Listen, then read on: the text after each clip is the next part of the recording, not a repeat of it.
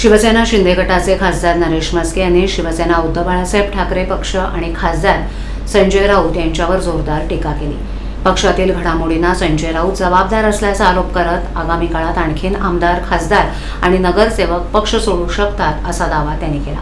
म्हस्के म्हणाले की आज 6 खासदार पक्ष सोडून जात असतानाही काही जण जग जिंकल्यासारखे बोलतायत। जे आज ओरडत आहेत त्यांचं मानसिक संतुलन बिघडले। पक्षाच्या ऱ्हासाला सर्वजण संजय राऊत यांनाच जबाबदार धरतायत। ते स्वतःला उद्धव ठाकरे यांच्यापेक्षा मोठे समजतात। विकास निधीबाबत करण्यात येणाऱ्या टीकेलाही त्यांनी उत्तर दिलं।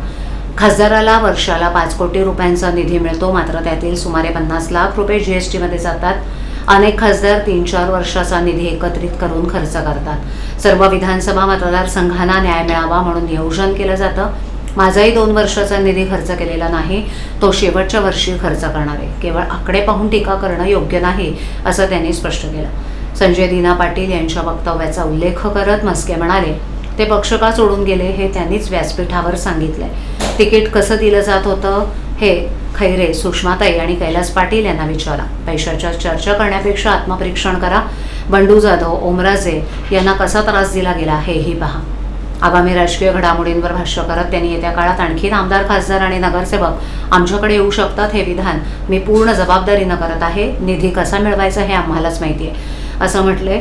पावसकर यांच्या विधानाबाबत बोलताना त्यांनी त्या वक्तव्याचा वेगळा अर्थ काढला जातोय, त्याचा संदर्भ उद्धव ठाकरे यांच्याशी होता असं स्पष्टीकरण दिलं। शिवसेना भवनाच्या मागणीवर बोलताना म्हस्के म्हणाले की आमचा पक्ष 60 वर्षाचा आहे। मूळ शिवसेना म्हणून मान्यता मिळाल्यानंतर आम्ही शिल्लक रक्कम परत दिली।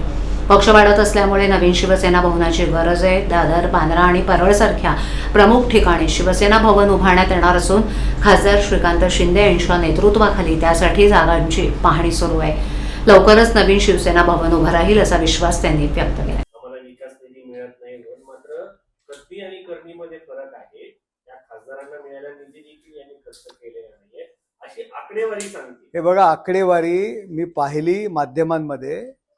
विषय कसा असतो की एका खासदाराला वर्षाला 5 करोडचा निधी असतो, त्यातलं 50 लाख रुपये जीएसटी मध्ये कट होतात।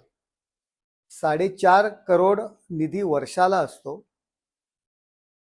बरेचसे खासदार 4थ्या किंवा 5व्या वर्षी कामं करायला सुरुवात करतात। तो 4-4, 4.5, 4.5 करोड असा हा 3-4 वर्षाचा एकत्र करून 15-16 करोड एकत्र जमले की मग ते 6 विधानसभा खासदाराच्या मतदारसंघात असतात। 25-25 लाखाची 4 जरी कामं केली तरी विधानसभेमध्ये आपण सर्व 6 विधानसभेला न्याय देऊ शकत नाही।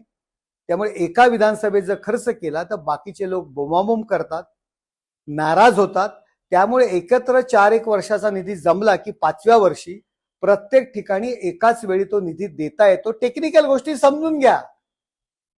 केवळ तिथे बॅलन्स, मी सांगतो माझाही 2 वर्षाचा निधी अद्यापही मी खर्च केलेला नाहीये। 4थ्या वर्षी तो खर्च केला जाईल। प्रत्येक विधानसभेला 1-1, 2-2 करोडची रुपयाची कामं आम्हाला देता येतील।